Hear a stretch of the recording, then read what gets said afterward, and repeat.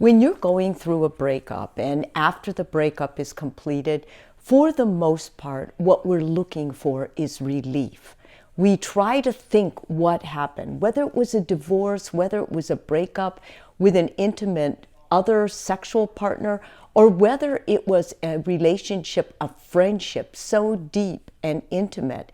The breakup grieving is very similar. And it's similar because it starts out the same. Breakups don't happen overnight. They've been thought about. They've been going on and on. And then finally, something happens and one of the people makes a move to break up. When you're the person who has been broken up with, especially, and even if you instigated it, it is painful. And all you want to do is talk about it, get it out of your system, and move forward. And when we talk about it, really helps if we talk about the bad stuff. But that talking about the bad stuff is just part of a stage. And the sooner you can move through that, the better.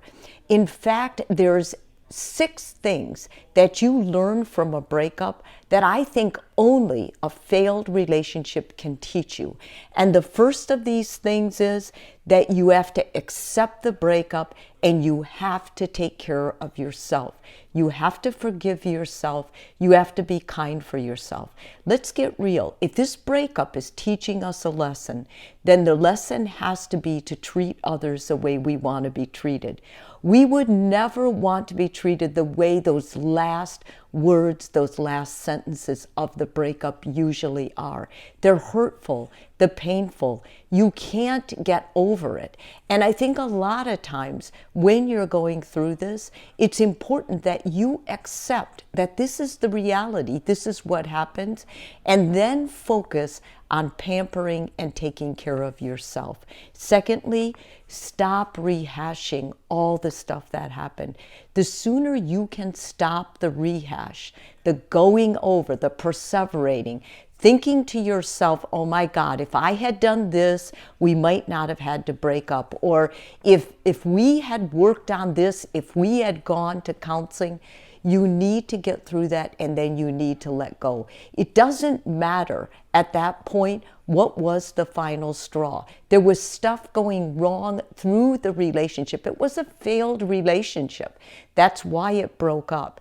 And the sooner you can stop rehashing it and staying stuck in that, the better off you're going to be. Thirdly, you have to understand that the healing is not linear. People will see you after 6 months and you'll be emoting about it. You'll be grieving. And they'll say, wait a minute, that happened 6 months ago? Dude, you should be out there dating again. No, you shouldn't. Healing takes a long time. And I know we talk about it being in stages, the grief stages. What people don't understand are those stages are all over the place.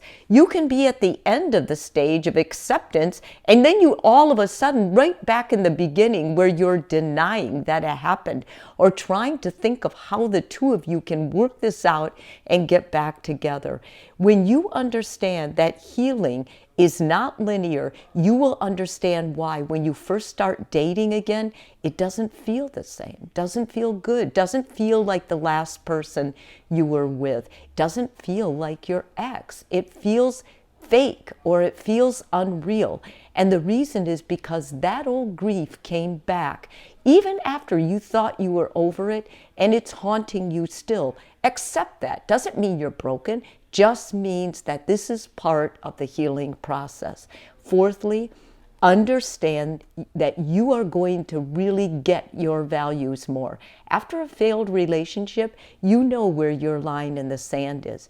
You know that a failed relationship is failed because the other person disrespected or overlooked your values. They were not able to align with you on what you value. If you valued transparency and talking, a failed relationship disrespected that.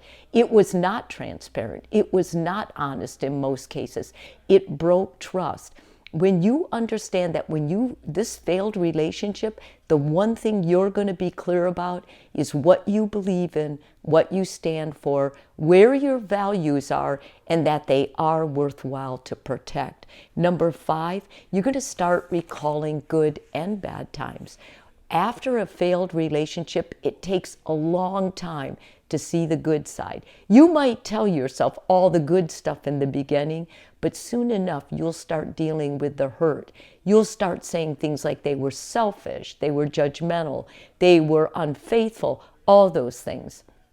A therapist knows that you finally worked it through when you can see their good and bad points. When you can say, this person was a wonderful mother or father, or this person was so good with my pets, this person was so loving to my parents, but this person also had a dishonest side. This person was not a strong character. Their character was flawed. What this is going to help you do is in the future, you're not ever going to put anybody on a pedestal. You're not going to see your partner as all good. You're going to see them as human. They have weak and strong parts. And the idea is to really bond and embrace their strong points and work together on their weak. And lastly, you have to learn how to forgive them and yourself.